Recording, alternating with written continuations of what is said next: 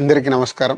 మన ఈ మధ్య నిజామాబాద్లో మేము సంక్రాంతికి వస్తున్నాం ఈవెంట్ చేయడం జరిగింది. అది నిజామాబాద్ పట్టణంలో ఫస్ట్ టైం. ఇంతకుముందు ఎప్పుడు మన దగ్గర సినిమా ఈవెంట్స్ పెద్దగా జరగవు.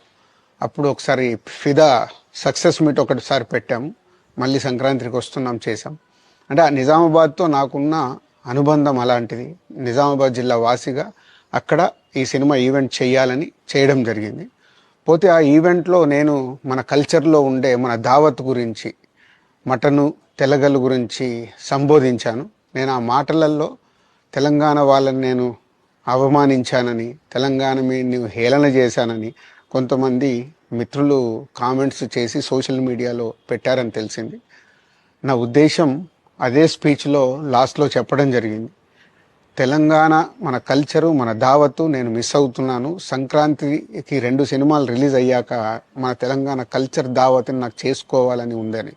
సో మన కల్చర్ని అభిమానిస్తాను నేను. అదే అర్థం చేసుకోకుండా దాన్ని కొందరు సోషల్ మీడియాలో రాద్ధాంతం చేస్తున్నారని తెలిసింది. నిజంగా మీరందరూ ఆ మాట వల్ల ఏదైనా హర్ట్ అయి ఉంటే నన్ను క్షమించండి. ఎందుకంటే నా ఉద్దేశం అది కాదు.